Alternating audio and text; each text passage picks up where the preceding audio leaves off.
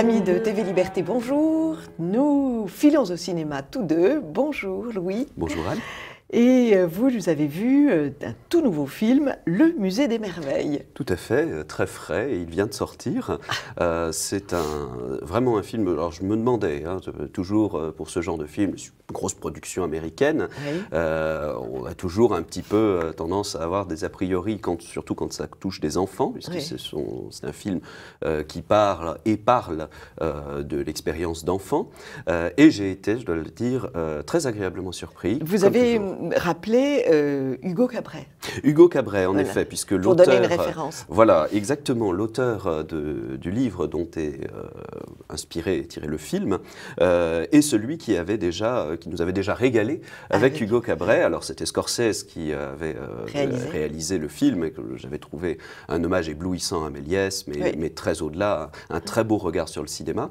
Eh bien ça continue, alors ce n'est pas Scorsese cette fois-ci, mais un réalisateur, bon, lui aussi habitué dans ce que j'avais vu, je ne le connaissais pas, à des films assez populaires et grand public, et j'ai beaucoup apprécié. C'est à nouveau un très beau regard sur le cinéma, et plus que sur le cinéma, sur le rapport que les gens ont au cinéma. Il y a vraiment chez l'auteur du livre, en l'occurrence, Le Musée des Merveilles, visiblement quelque chose qui l'a profondément marqué au niveau du cinéma.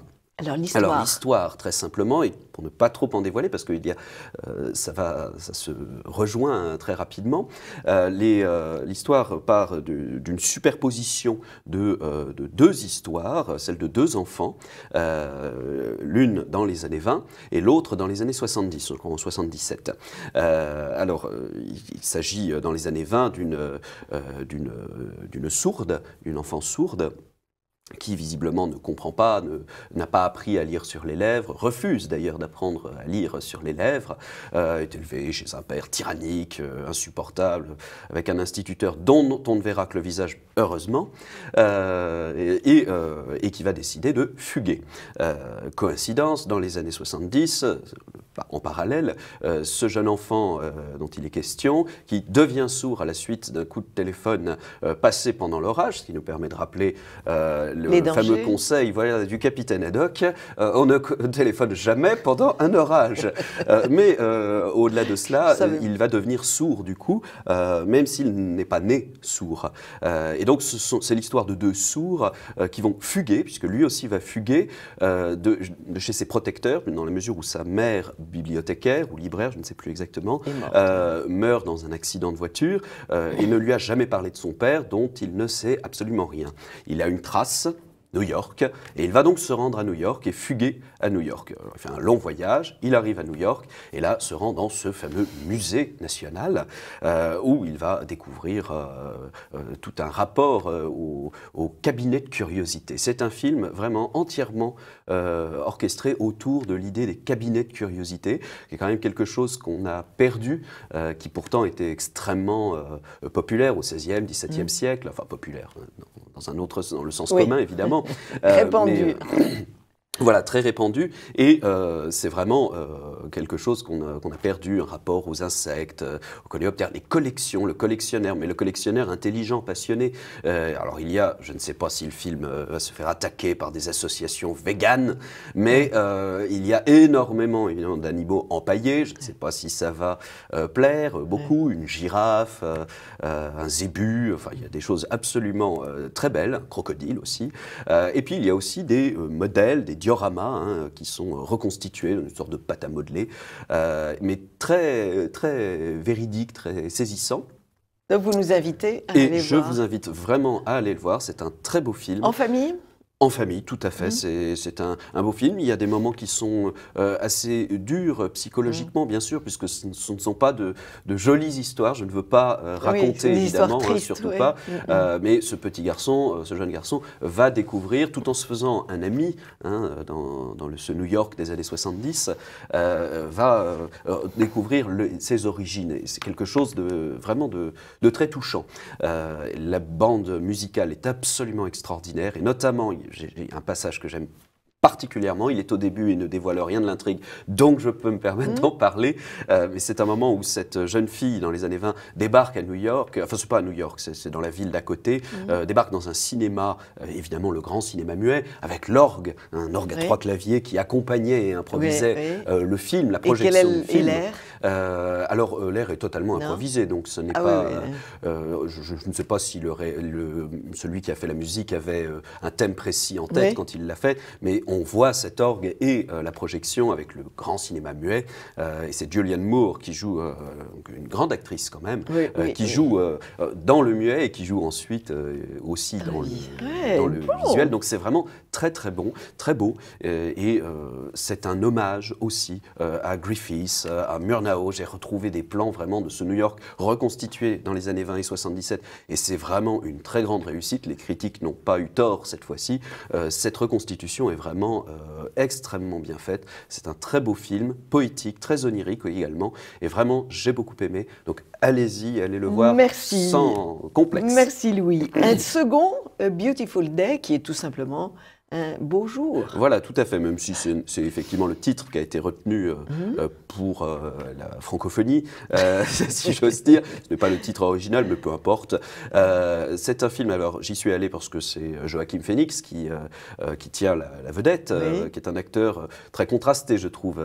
Il a fait des rôles qui ne m'ont pas toujours parfaitement convaincu, mais qui m'ont toujours beaucoup touché. Alors je me suis dit, qu'est-ce que c'est? Je suis allé le voir. C'est un film d'une femme, Lynn Ramsay, une Britannique, et ça m'a vraiment beaucoup surpris. C'est très bien fait, je dois quand même le dire, j'ai beaucoup aimé. Alors, l'histoire, un ancien militaire qui visiblement a subi des traumatismes durant les guerres, n'est pas précisé exactement où, mais s'est reconverti en une sorte de...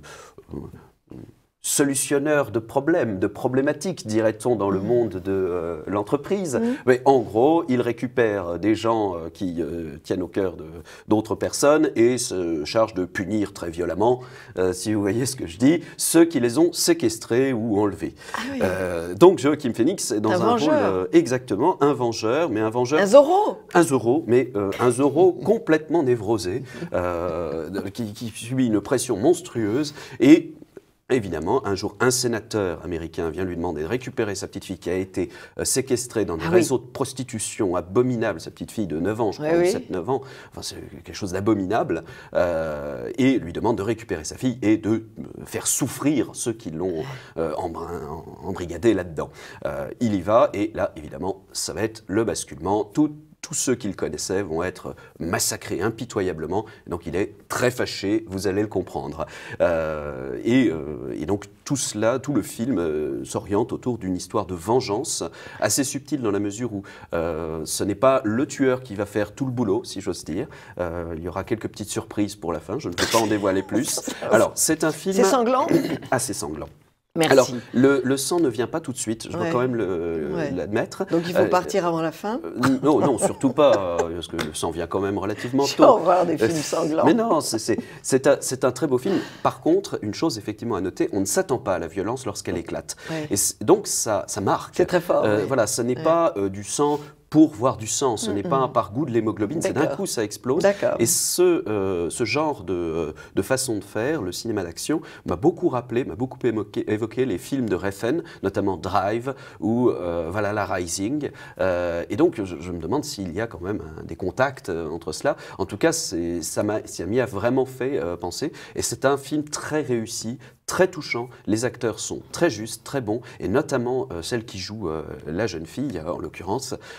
Donc c'est un film sordide, hein, il faut quand même le prévenir, ce n'est évidemment pas à mettre entre toutes les mains, il est interdit au moins de 12 ans. Vous n'y allez pas en famille. Surtout pas en famille, à ne pas mettre devant tous les yeux, mais c'est vraiment un très beau film, très fort, pour ceux qui ont envie de voir un petit film sans prétention, mais qui réserve beaucoup de surprises, et notamment du point de vue esthétique, va très loin, je trouve. Très bien, bravo. Nous aimerions votre avis sur Au revoir, au-delà, dont nous avons parlé la semaine dernière, à Maxime et Frédéric. Quel était votre avis? D'abord sur la signification de Au revoir au-delà, le titre même. Eh bien, je vais peut-être vous laisser dire vous laisser poser votre opinion, puisque je ne sais pas si la mienne est juste, voyez-vous. C'est le problème avec Dupontel. Comme il est extrêmement discret, extrêmement réservé, on peut toujours se demander. Alors, en même temps, le titre n'est pas de lui, on peut le dire, hein, c'est celui du livre. Ah ben oui, c'est celui du roman, voilà, du prix Goncourt 2013. Mais pourquoi Dupontel l'a-t-il gardé? Ça, les raisons lui appartiennent et il ne s'est pas exprimé là-desqu'il je ne sais pas pourquoi il aurait gardé, conservé ce au revoir au-delà. Est-ce qu'il faut comprendre une pause entre au revoir et au-delà?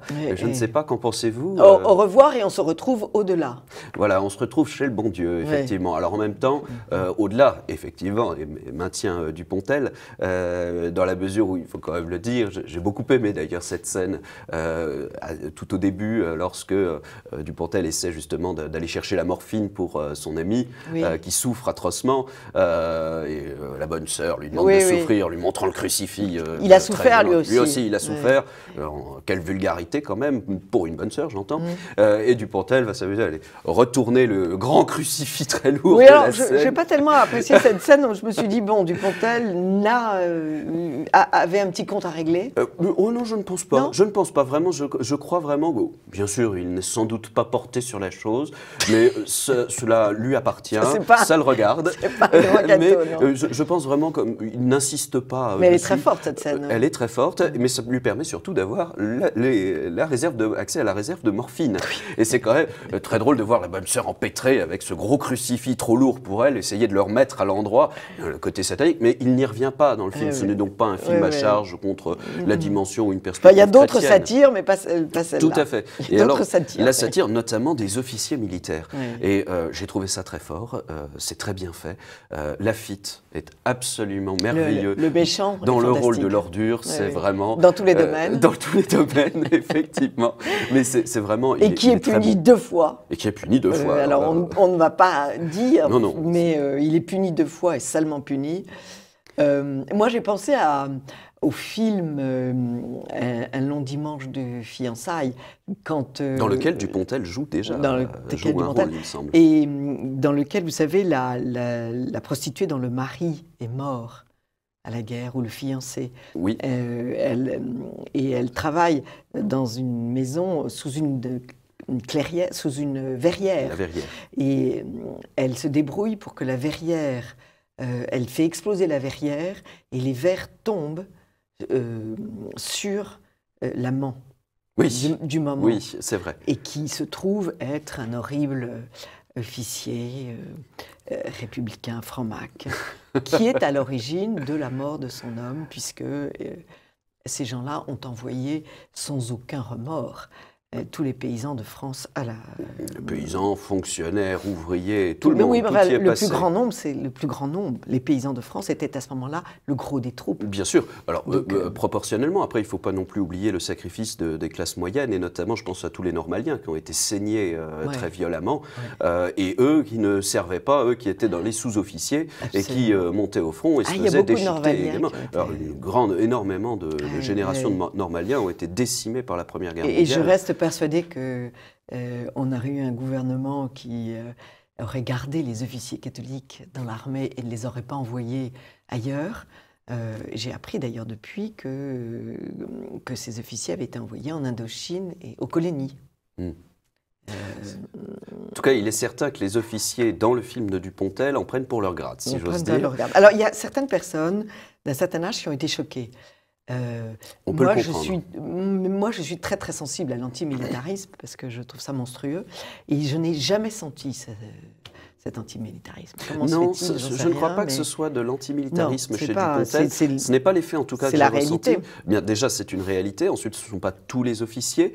Il y a un rapport père-fils qui est extrêmement touchant, tout de même, dans le film de Dupontel. Et pas seulement... Alors, dans le livre, je crois que le fils est homosexuel. Dans le film, d'abord, ça n'est absolument pas exploité, ou pratiquement pas. Il y a peut-être un côté un peu efféminé. Non, on n'en parle pas. En tout cas, il n'en est jamais question. Et c'est très... c'est vraiment vraiment très discret. Et la réunion entre le fils et le père, à la fin, je n'en parle pas plus, est très très belle. Cette larme qui coule le long de ce masque d'oiseau est très belle, très onirique. C'est très esthétique. Hein. Oui, très esthétique. Et très onirique. Avec ces masques, justement, ces masques pour les gueules cassées, qui tirent aux bouteilles de champagne contre, je crois que c'est dans la bande-annonce, donc on peut sans problème le dire, qui tirent sur tous les responsables de la guerre. C'est quand même le maréchal Foch, il va quand même l'entartrer. Fusillé pour incompétence, fusillé pour les gros cons et les banquiers, effectivement, ça, ils en ont aussi pour leur grade. Donc et puis c'est un film plein de tendresse. Vous avez cité cette scène entre le père et le fils, mais il y a cette entente entre ces trois perdus. Donc Dupontel, dont la fiancée s'est barrée parce qu'elle en avait assez d'attendre. Bon marché. Et elle en a pris un plus riche. Notre pauvre gueule cassée, qui ne peut plus trouver personne à aimer. Et puis cette petite fille orpheline de guerre. Qui devient l'interprète des pensées. Et c'est un film plein de tendresse, je trouve. Ah oui, énormément. Et on parlait du rapport père-fils. À la toute fin, c'est également ce qui va éviter à Dupontel, l'acteur, au personnage joué par Dupontel, dans cette scène de commissariat en Afrique du Nord. Qui est très intéressante parce que du coup, on évite l'écueil de la grosse ficelle où les gendarmes l'arrêtent au début, puis on raconte l'histoire. Non. Il y a encore un développement final qui est très réussi. Un retournement qui est étonnant. Et qui repose toujours inattendu et qui repose sur le rapport père-fils, toujours autour de la guerre. Et puis cette effroyable malédiction de la guerre pour ces hommes. Comment peuvent-ils vivre après autant d'atrocités je peux vous dire de terreur? Je peux vous dire qu'ils vivent très mal. Moi, j'ai vécu avec un grand-père qui avait fait la guerre de 14. Il y avait un obus sur la cheminée, comme il y avait dans toutes les maisons où il y avait un soldat, et il n'en a jamais parlé.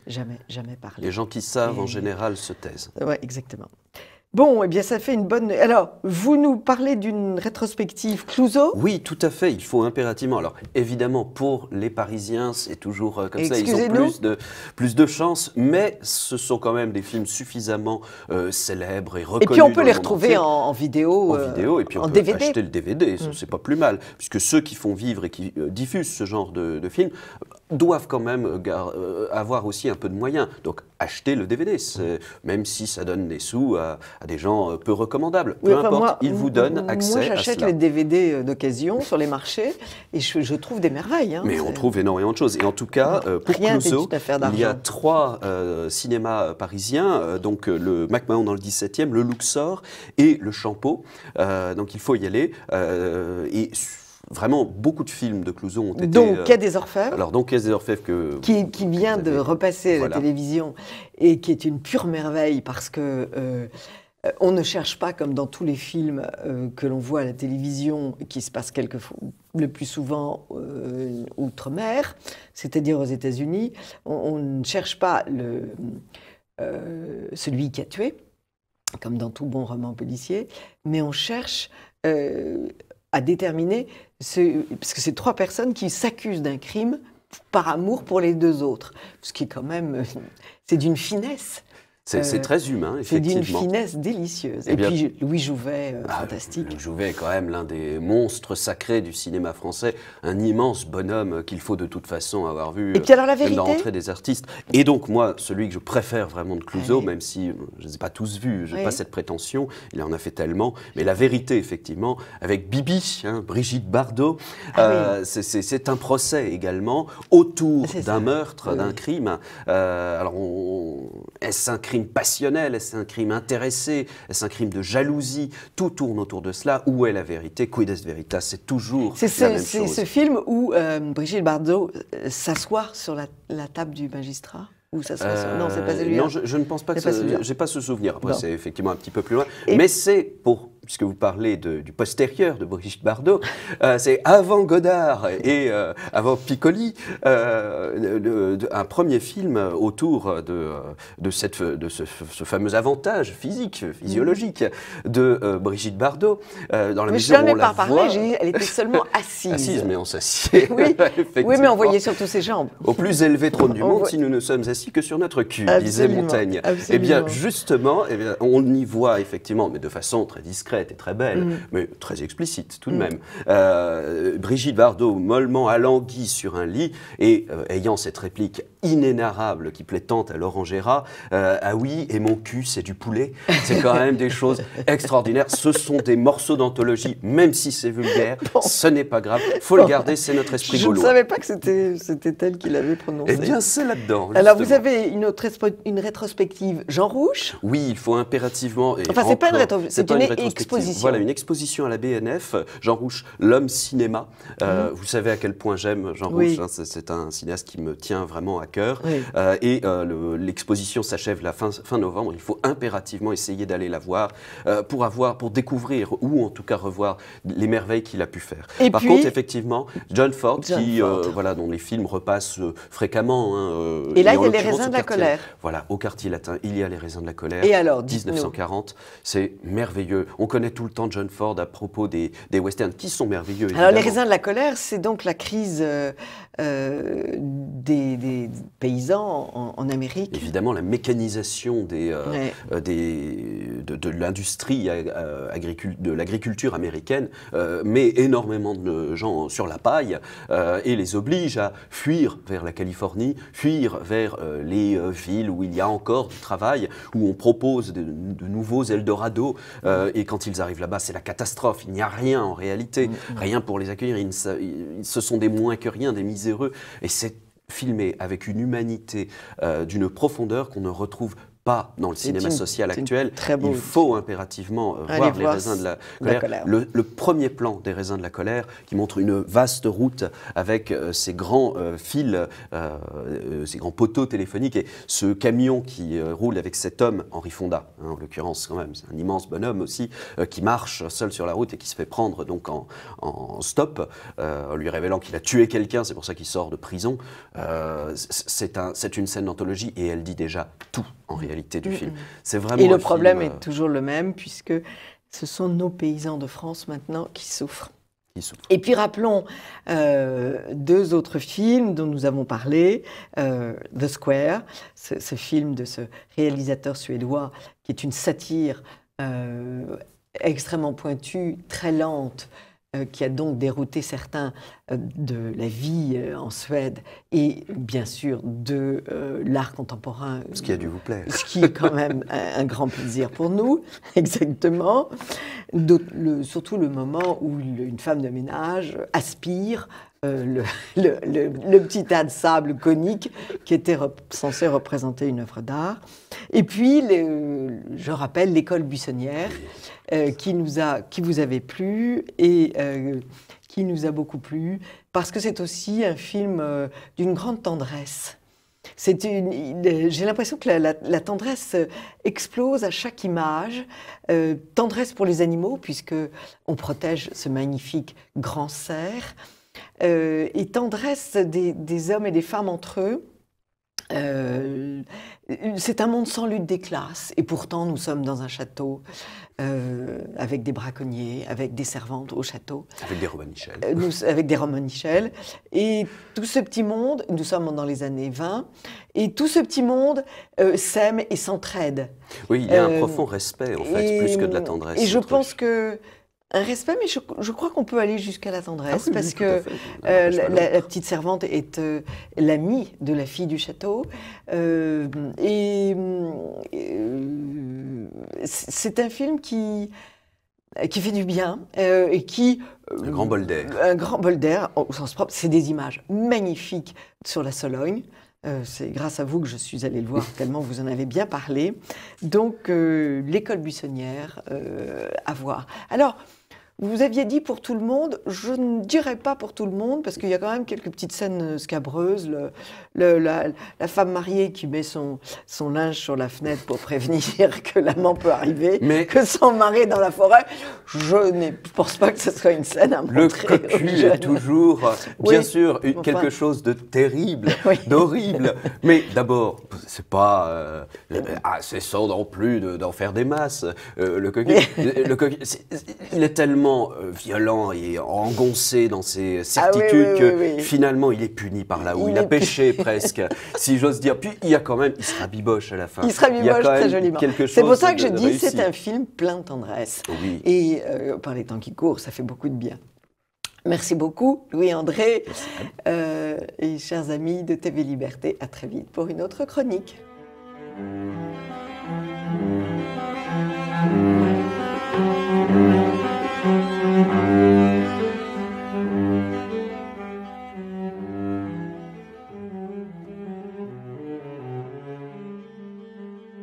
Chers amis de TV Liberté, dans cette rubrique livres, j'ai invité deux jeunes femmes qui nous offrent une revue magnifique qui s'appelle Tétras. Sophie Durand et Marie Pellissier. Bonjour. Bonjour. Alors, ce sont des revues, c'est une revue pour jeunes, mais je dois vous dire que je prends tellement de bonheur à les lire que, d'abord, toutes les grand-mères pourront le lire avant de le donner, et qu'ensuite, c'est aussi une revue pour les grands, parce que vous publiez des textes très, très intéressants et finalement peu connus. Comment est-ce que vous est venue cette idée, toutes les deux, de créer cette revue pour enfants dont la périodicité est mensuelle? Mensuelle, oui, oui. Hein, c'est... Ah oui, on a 11 numéros par an. Oui, ce qui est un gros travail. Oui. Alors, comment est-ce que vous êtes... Vous avez des familles, vous êtes tout à fait occupés, vous n'avez pas de temps libre, et vous vous êtes dit un matin... Alors, c'est plus qu'un matin, c'est-à-dire qu'on est vraiment parti de notre expérience de mère de famille au départ. Oui. Quand on a commencé à chercher des textes de lecture pour nos enfants. Oui. Alors, il existe beaucoup de choses dans l'édition actuelle, enfin vraiment des belles choses, mais au niveau des mensuels et des magazines, il n'y avait pas de vrais textes de littérature. Et ensuite, le problème quand on est mère de famille, c'est où chercher, quoi leur donner à lire. Et donc on s'est dit qu'il y avait vraiment un peu une lacune dans ce domaine et que nos enfants n'iraient pas spontanément ouvrir un Jules Verne ou bien un livre de littérature classique quand ils ont 10, 9 ans, parce qu'il y a beaucoup de littérature plus facile à lire. Et puis qu'on ne les pousse pas non plus en classe. Hein. On ne les pousse pas beaucoup. Sauf ceux qui sont dans des écoles hors contrat, où là, on n'hésite pas à leur donner des vrais livres. Mais sinon, c'est de la littérature prémâchée ou c'est de la littérature épurée. Oui, c'est exactement, ça, voilà, facilité. Oui, puis c'est vrai que du simplifié. coup, voilà, il y a aussi beaucoup d'enfants qui n'ont pas forcément de bibliothèque chez eux. On sait que les appartements sont de plus en plus petits. Donc ils ont aussi beaucoup la liaison entre la lecture et la scolarité. Et ils n'ont pas forcément spontanément une idée récréative de la littérature. Et donc de leur offrir un beau magazine qui soit pour eux et qu'ils reçoivent chaque mois, c'est aussi une façon de faire rentrer la littérature dans le domaine de la détente, du bonheur. Du bonheur, exactement. Du bonheur. Alors, je vais prendre comme exemple le dernier numéro, donc, qui s'appelle Voile, qui est consacré à Jack London, et vous donnez deux nouvelles très très jolies qui mettent en scène deux enfants, deux petits mousses, dont les histoires sont fantastiques. Oui, alors c'est deux petits mousses, donc c'est vrai que c'était intéressant de donner aux enfants ces modèles-là, d'autant plus que c'est des récits qui sont très inspirés de la propre jeunesse de Jack London, bien sûr c'est romancé. Oui, j'ai appris parce que vous nous donnez une petite biographie au début voilà, de l'auteur. Donc Jack London a une famille nombreuse, son père ne peut plus travailler et il est engagé, il part. Il s'engage comme Mousse pour subvenir aux besoins de sa famille. Oui. Voilà. Et on pense que c'est aussi, c'était ancré dans sa personnalité. C'était vraiment une personnalité qui avait besoin de liberté, d'aventure. Oui, d'aventure, oui. Donc voilà, c'est aussi pour lui l'occasion de larguer les amarres dans tous les sens du terme. Absolument. Et donc voilà, ces récits sont des récits de jeunesse, bien sûr c'est romancé, mais ça permettait vraiment de donner aux enfants qui les lisent des modèles et des héros. Et des héros qui à leur petite mesure sont des héros. Exactement. Alors je ne veux pas raconter parce que ça serait dommage, mais c'est vraiment des modèles. Exactement. C'est des enfants qui... je connais un petit peu la mer et les tempêtes et tout ça, et tenir la barre. Je l'ai fait. On est absolument époustouflés qu'un jeune garçon de 14 ans puisse tenir une goélette dans la tempête, dans le Pacifique, face au vent pour que le bateau ne se couche pas. Et on voit que ce qui le fait tenir, c'est vraiment cette volonté de prouver qui il est. Ouais. C'est vraiment face à il est dans un monde très rude de marins, d'hommes, et lui, le petit Mousse, il a vraiment envie de prouver qui il est. C'est ça qui le fait tenir. C'est beaucoup plus que ses capacités physiques. Ce sont des nouvelles prenantes. Alors, en plus de ça, vous n'avez pas édulcorer les noms, hein. Il y a tout le vocabulaire de la marine, les garcettes, la brigandine, la misaine, le phoque, enfin tous les mots qui sont... vous pensez qu'ils ont besoin d'enrichir leur vocabulaire ? Ah oui, ça c'est évident. Mais c'est justement le projet qu'on a en donnant des textes classiques. Le but, c'est de leur montrer, non seulement de leur donner des repères dans la littérature et donc leur donner les références qui leur permettront de savourer la littérature contemporaine. Le but, c'est pas d'opposer la littérature ancienne et la littérature contemporaine, c'est vraiment de leur dire, plonger dans les classiques, c'est vraiment avoir un fond de vocabulaire et un fond de connaissances et une maîtrise de la langue fine qui permet d'apprécier la littérature contemporaine et qui leur permettra d'apprécier toute leur lecture, quelle qu'elle soit. Donc oui, c'est évident qu'ils ont besoin d'enrichir leur vocabulaire et même sur des mots qu'ils connaissent, parfois c'est aussi agréable de leur dire il y a quelques années, il y a 2 siècles, au XVIIe siècle, ce mot n'avait pas le même sens. Et donc, de découvrir aussi l'épaisseur des mots, vraiment l'épaisseur des mots, vous avez tout à fait raison. Alors, évoquons tout de suite l'illustration. Le peintre qui est choisi pour illustrer ce numéro de Jack London est absolument magnifique. J.T. Flao, c'est un breton. Il est beau. Qui est peintre. Son métier est peintre. Il est peintre et marin, et ça se voit. Il est peintre et marin. Et donc, les pages sont superbes. Des petites explications dans le coin des pages. Houle, par exemple, mouvement des vagues qui agitent la surface de la mer. Drisse, c'est une corde tressée. Donc l'enfant n'est pas perdu, il n'a pas besoin d'avoir son dictionnaire à côté. Vous avez tout prévu. L'idée, c'était vraiment aussi de l'accompagner et pas qu'il se décourage. Enfin, s'il ouvre un texte et qu'il ne comprend rien, c'est sûr qu'il ne va pas continuer. En donnant le vocabulaire dans les marges, il peut se repérer s'il est... Et à l'inverse, il n'est pas obligé de s'interrompre si jamais... il faut jamais s'interrompre. Voilà. C'est comme quand vous lisez dans une langue étrangère, il y a un mot que vous ne comprenez pas, et bien tant pis, vous roulez. Voilà. D'abord parce que vous allez finir par comprendre. Par déduire le sens. Si vous êtes malin, le sens du mot, et il ne faut pas s'arrêter. Alors, en plus de ça, on a l'impression que vous êtes des professeurs, vous posez 10 questions pour savoir si vous avez bien lu et bien compris. Ça, c'est la rubrique, peut-être, entre guillemets, la plus scolaire dans le magazine, où effectivement, c'est des petits jeux de compréhension. Alors, il y a à la fois de la compréhension et à la fois du vocabulaire.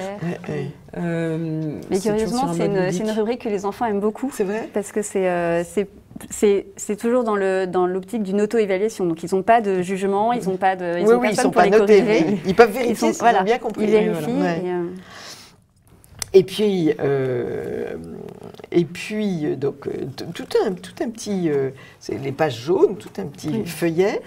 Et puis, alors, on peut continuer à se documenter dans le numéro de Jack London, sur la vie à bord, la vie de Mousse, le passé, le présent, puisque vous évoquez les vieux gréements aujourd'hui, où ils sont, où est-ce qu'ils...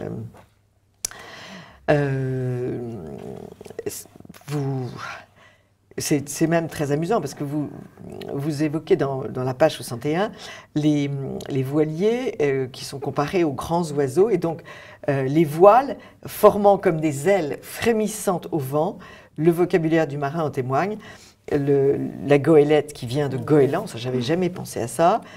La frégate qui porte le nom d'un oiseau de mer.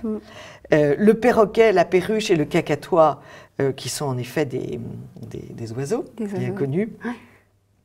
Et le pack-fi qu'on appelle dans le Nord la basse voile. Ce nom est une déformation du bec-figue, petite fauvette des jardins.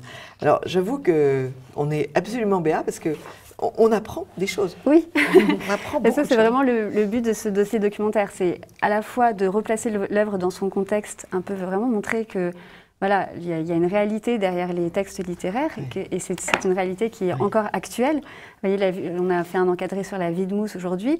Le but, c'est vraiment de montrer à nos jeunes lecteurs qu'ils peuvent encore être mousses, il y a encore des écoles de mousse en France. Et donc, s'ils sont transportés par cette littérature, c'est aussi quelque chose qui peut avoir des résonances dans leur vie actuelle. Bien sûr. On a aussi cette rubrique à la rencontre d'eux, leur faire rencontrer quelqu'un qui a vraiment suivi ce parcours. Voilà. Donc là, c'est un marin, mais on avait...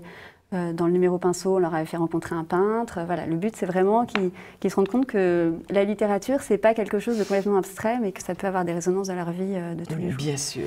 Et puis alors, j'aime bien la partie artistique. Vous vous débrouillez toujours pour... Et là, vous nous évoquez une vague scélérate, c'est-à-dire ces vagues qui s'abattent sur les bateaux, et vous mettez bien sûr la célèbre vague de Hokusai, et puis le très beau poème de Victor Hugo, bien sûr, Océano Nox, et ça c'est tout de même, et puis Verlaine, et puis Vigny, ça c'est... avec toujours des très belles illustrations. Alors c'est vrai que ça, c'est la particularité aussi, on soigne vraiment les illustrations. Ah oui, oui. À la fois les illustrations du texte et puis l'iconographie. Fort bien fait, parce qu'on n'en peut plus que dans les livres pour enfants, on n'ait que du dessin animé, de la caricature, et disons bien les choses, des choses archi laides. Très laide, oui, et puis à tel point que les enfants en oublient que la littérature fait partie des beaux-arts. Enfin, c'est un art. Absolument, vous avez lâché un vilain mot, les beaux-arts. Voilà, et donc pour nous, c'est très important aussi de restituer le texte dans son environnement artistique plus large. Ouais. Donc on essaye d'évoquer la peinture, la littérature. Et puis il faut mettre en contact les enfants très tôt avec les œuvres d'art. Avec les œuvres d'art, exactement. Alors, des jeux de toutes sortes, on va passer vite, avec les réponses bien sûr. Et puis ce que j'aime beaucoup, c'est la petite fabrique. Alors ça, la petite fabrique, je ne fais pas beaucoup de travaux manuels, mais quand je vous lis, j'ai envie de mettre... faire les navettes. Faire les navettes. Mettre la mer en bouteille, là je ne sais pas comment vous y prenez, mais c'est quand même très drôle. Et puis alors les navettes, oui, la recette de gâteau que vous faites chaque mois. Voilà, oui. Et là, parce que ça, c'est vraiment un plaisir de l'enfance, c'est la cuisine. La cuisine. Et du coup, on essaye toujours d'avoir une recette vraiment accessible, que l'enfant puisse faire seul, parfois un peu aidé, mais que ça soit toujours très savoureux. On les teste, on les teste. Et puis alors, la petite fabrique, vous nous apprenez à faire des nœuds marins pour faire des bijoux. Et ça, j'avais toujours eu envie de faire ça, donc je vais pouvoir maintenant m'y mettre. Oui, voilà. Le bracelet de Gabier. Le bracelet de Gabier. Et puis enfin, alors là, c'est la cerise sur le gâteau, le cadeau d'Éole, qui est le chant 10 du récit de l'Odyssée d'Homère. Et là, c'est vraiment très joli. C'est une très courte nouvelle, mais mon Dieu, qu'elle est signifiante. Cette rubrique, on l'a conçue un peu pour permettre à nos plus jeunes lecteurs de rentrer dans le numéro un peu par la fin. Parce que c'est plus court. C'est plus court, c'est des pleines pages d'illustrations, donc ça vraiment un peu ça ressemble à un album. Ah, c'est ça. Oui. Donc c'est plus le format auquel sont sont habitués les jeunes lecteurs, les très jeunes lecteurs. On essaie de donner un texte qui se prête à la lecture à haute voix. Ça peut être un moment de lecture partagé avec les parents ou avec les grands-parents. Et puis le but, c'est aussi de donner un peu un contrepoint au texte principal, montrer que le même thème a été développé tout au long de l'histoire de la littérature ou dans d'autres cultures. Ouais, voilà. Le but, c'est vraiment de leur ouvrir le regard sur notre... Et puis, vous leur proposez une petite sélection de livres sur la mer, à tous les âges, à partir de 8 ans. À partir de 8 ans. Et donc, c'est quand même un livre tout à fait merveilleux. Puis alors, à la fin, vous mettez des courriers des lecteurs et on voit que les lecteurs sont absolument ravis. Alors, combien coûte-t-il cette précieuse revue? Elle coûte 9,50 €. C'est au numéro, effectivement. C'est 9,50 €. Et alors, vous la vendez où? Alors, en fait, on est... Vous préférez l'abonnement? Voilà, sinon c'est le système d'un abonnement classique à 11 numéros. Et la revue coûte 64 € par an. Oui. Après, on est distribué sur notre site internet. C'est ça. Essentiellement. Et on a des points de vente. Alors, le site internet, c'est? Alors, le site internet, c'est www.albaverba.fr. Tout simplement. albaverba.fr. Où là, on nous trouve très facilement. On est très accessible au téléphone si on a des questions particulières. Et on peut... on est dans des salons aussi. On fait des salons. Vous faites des salons. Et on est dans...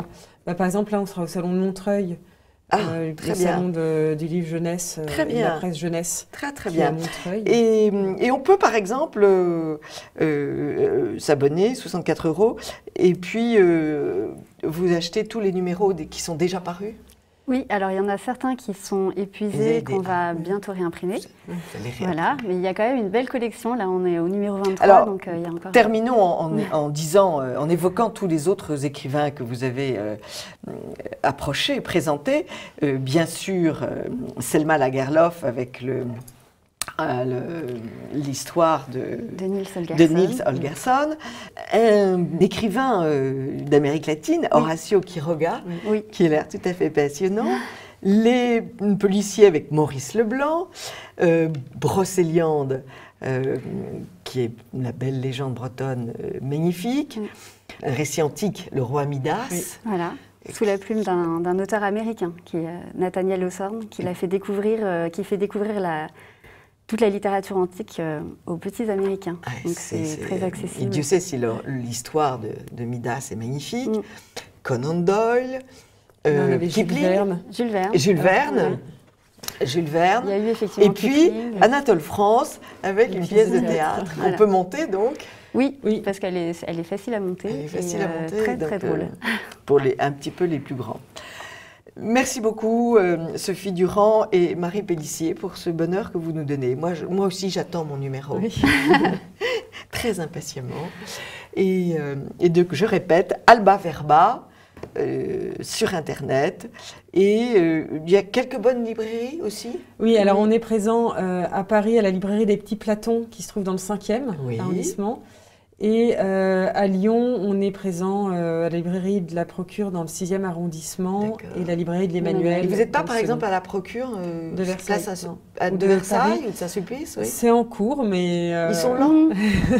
C'est-à-dire qu'on est un produit un peu hybride entre la presse et le livre. Et donc pour les libraires, c'est pas bien. Voilà. C'est pas bien. Ne pas rentrer dans une case, voilà. c'est interdit. Merci beaucoup à toutes les deux et vraiment félicitations. Merci beaucoup. Amis de TV Liberté, à une autre chronique de Perles de Culture.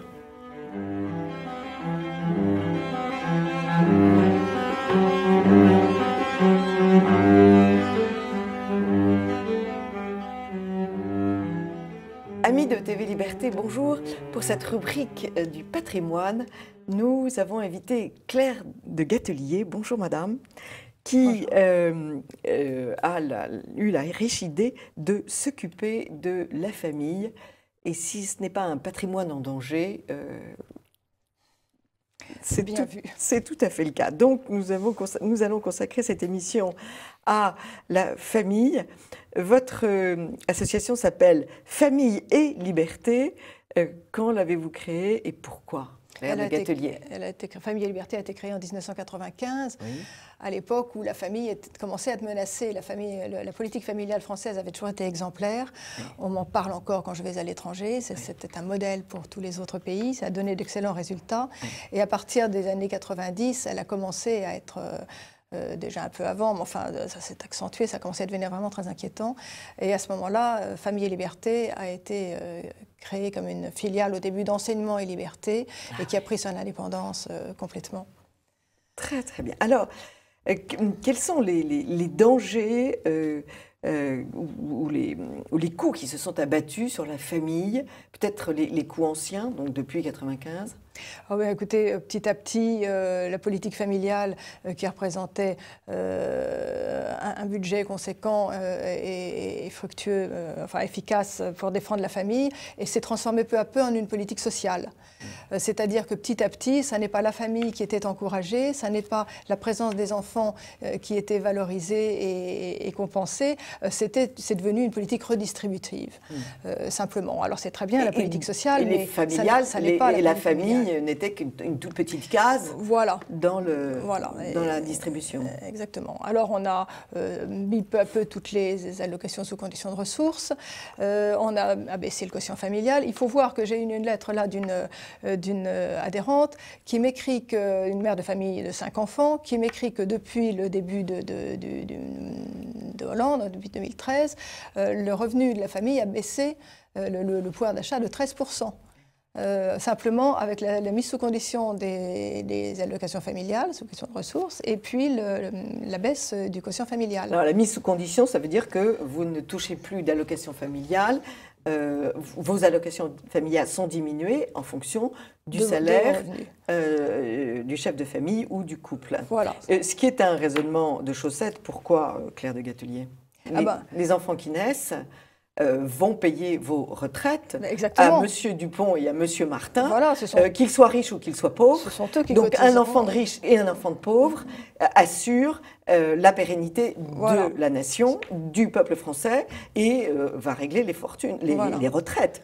Donc c'est un raisonnement socialiste. Socialiste, et qui fait que la politique familiale ne va servir qu'à alimenter les familles d'immigrés, les familles pauvres qu'il faut certainement aider, mais va empêcher les classes, les familles de cadres, les classes cultivées d'avoir des enfants. Et tout simplement les classes moyennes. moyennes de tout le monde. Les classes moyennes qui sont complètement écrasées. Et on a absolument besoin de tout le monde. Les familles un peu aisées, elles se débrouilleront toujours. Très aisées, parce qu'un peu aisées, c'est quand même très coûteux. Alors c'est ce que je mets là, les classes moyennes. Les classes moyennes sont durement touchées et hésitent à avoir des enfants. Elles ne peuvent plus avoir plus de 2 enfants parce que ça devient extrêmement compliqué. Et alors tout ça, ce sont les conséquences des dommages financiers qui sont très importants, et on a tort de les sous-estimer et de jouer au grand cœur en disant moi j'ai pas besoin, c'est normal, j'ai des enfants, c'est pas pour avoir de l'argent. Mais il y a aussi tout le côté symbolique qui a été attaqué dans la famille. Bon, on l'a vu avec la famille elle-même. Voilà, la famille elle-même, avec la facilitation toujours de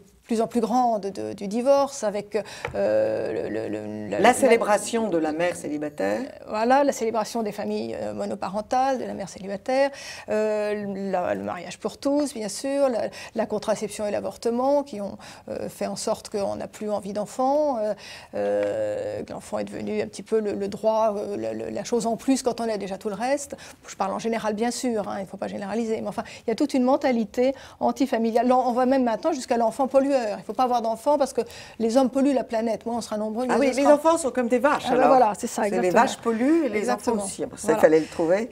Et puis, vous le mettez en valeur, la mainmise sur les écoles.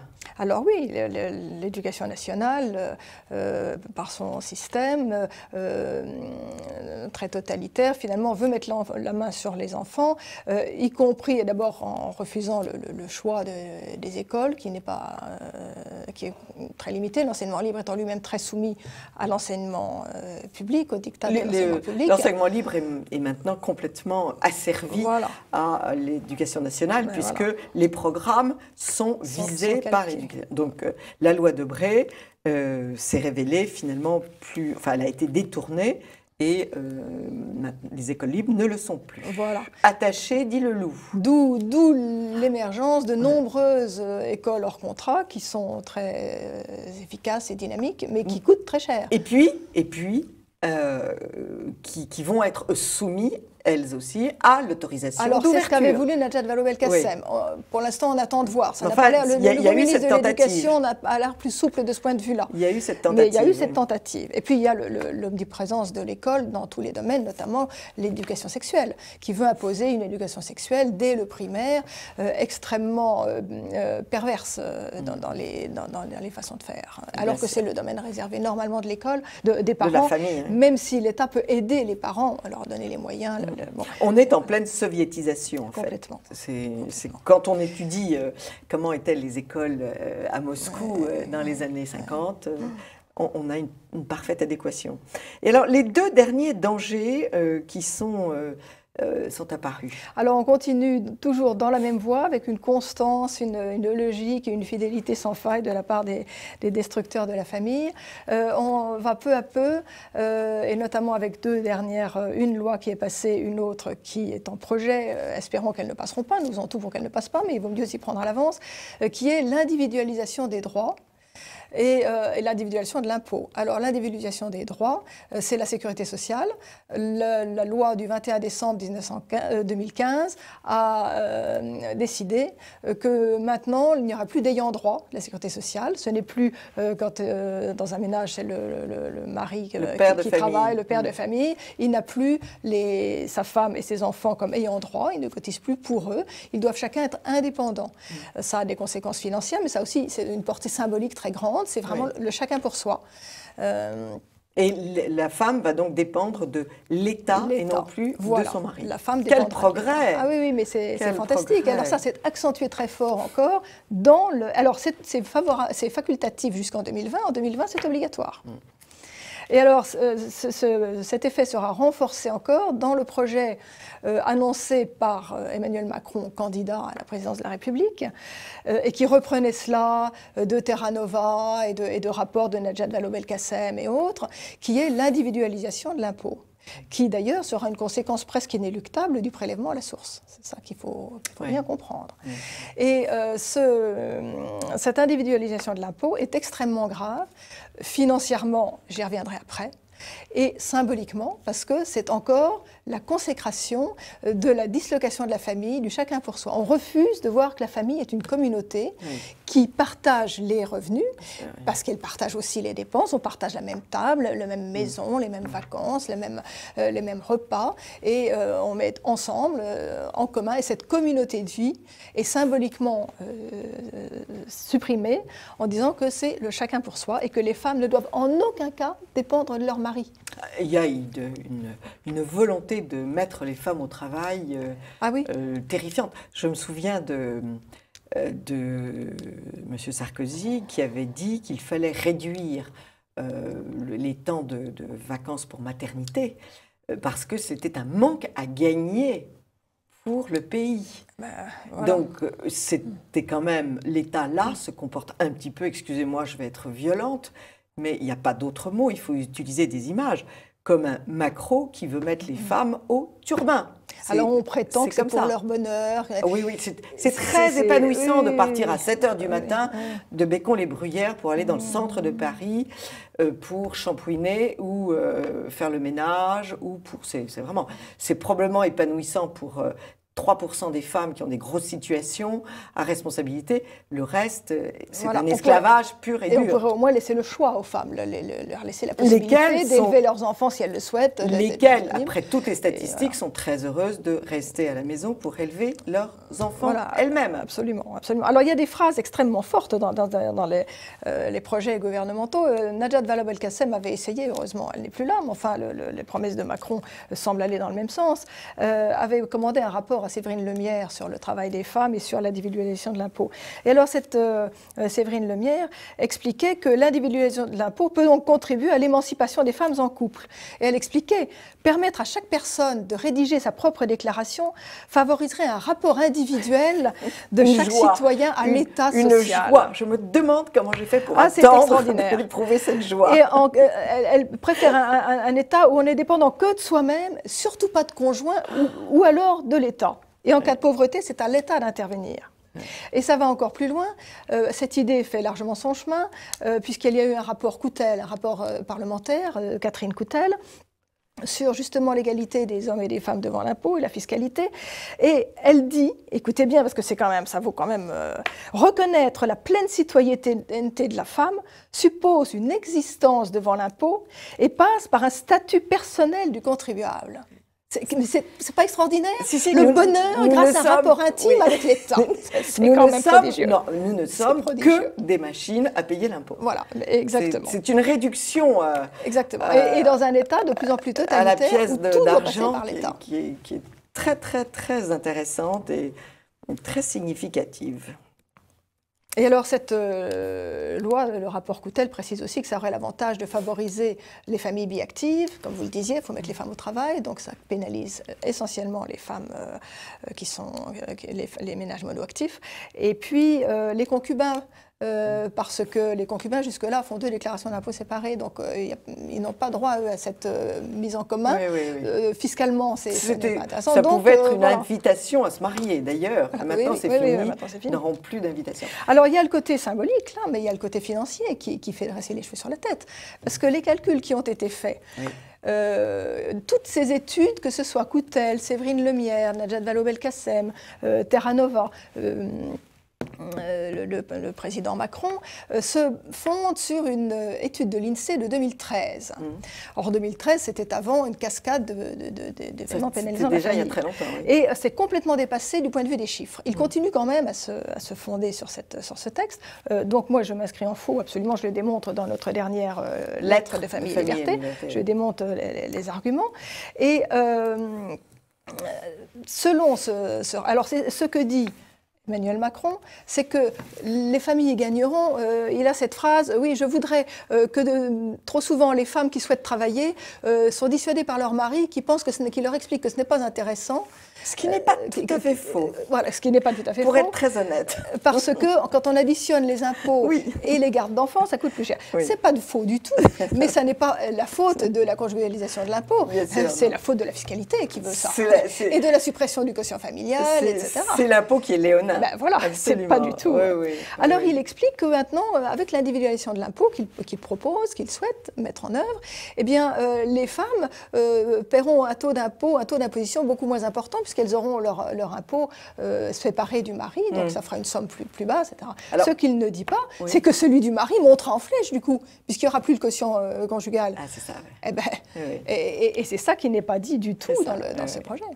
Alors, l'INSEE dit qu'il y aura 60% de ménages qui seront perdants et 21% qui seront gagnants. 60% 60%. Qui seront perdants. C'est énorme. Et attendez, la moyenne de la perte, moyenne, c'est 1 840 € par foyer fiscal. On ferait ça. Et il dit qu'il y a 21% de gagnants. Dans la mallette, mais je n'ai probablement pas le temps d'expliquer là, ça ne sera pas le cas, pour diverses raisons. Tout le monde est perdant. Et ceux qui seraient perdants, les 21% perdants, donc gagnants, beaucoup moins nombreux, ce serait juste de 370 € en moyenne. Donc on voit que les perdants, c'est infiniment plus important. Et on voit que c'est une grande affaire pour racler l'argent. J'ai fait le calcul, il y en a pour 10 milliards d'euros. Comme au casino. Voilà. Si on multiplie les 1 840 € par 60% des foyers et qu'on enlève 21... Vous avez trouvé la raison. Voilà. Alors, ce sera quand même très intéressant. Claire de Gatelier, votre démonstration est époustouflante. Je crois qu'il faut adhérer à votre association Famille et Liberté. Alors, il y a un site internet, familleliberté.org, et une adresse, 17 rue Dupin, dans le 6e à Paris, et un téléphone qu'ils trouveront sur le 01 45 48 94 80. Merci beaucoup, Claire de Gatelier, pour ce combat que vous menez pour nous tous. que vous menez de façon fort intelligente et fort informée. Merci beaucoup. Merci beaucoup, Claire de Gatelier. À très vite, chers amis de TV Liberté.